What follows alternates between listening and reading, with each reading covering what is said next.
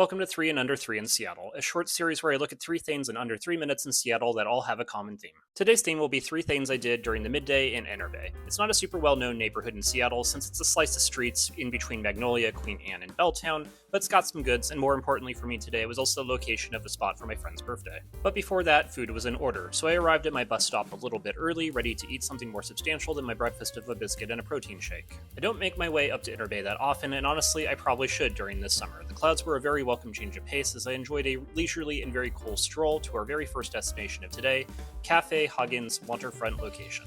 I've been meaning to try this Scandinavian-inspired chain, but opted for a lighter bite than their sandwiches so I could try one of their many delicious-looking pastries, opting for the spinach and feta quiche, which set me back $10.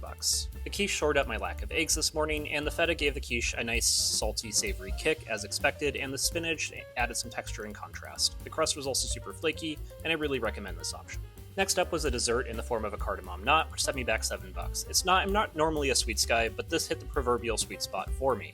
The cardamom cream wasn't sweet at all, it was subtle and added some light contrast to a tight baked bun. Another winner and another recommendation. What isn't recommended, however, is their espresso tonic. At $8, I expected better, but what I got tasted like espresso poured over tap handle soda water. Not a good use of money, so if you want caffeine, just stick to their regular espresso-based drinks or drip. With the solo brunch now out of the way, I walked back to the main drag for my second destination and the location of my friend's birthday, Holy Mountain Brewing.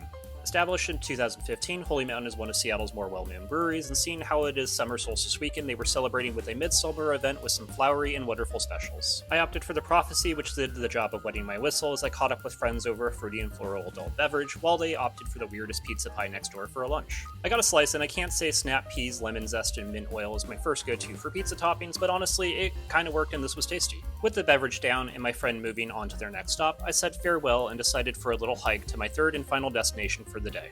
Okay, so it's less of a destination than an activity for getting home, and that's getting a Lime bike to ride through Centennial Park, the waterfront, and ultimately Pioneer Square. The sun had burnt off most of the morning clouds, and the ride through the park and the waterfront was very relaxing, albeit with a couple of traffic jams and a couple of children to watch out for once you got to the waterfront especially, but it got me some cardio in after my lunch and my beverage, and 30 minutes later I was in Pioneer Square, ready to park the Lime bike and then to head on home. Overall, Interbay brought me a pretty chill afternoon, all things considered. Happy birthday to my friends, by the way. Hope you had a day of chilling and brewery hopping, and I hope it was everything you wanted it to be.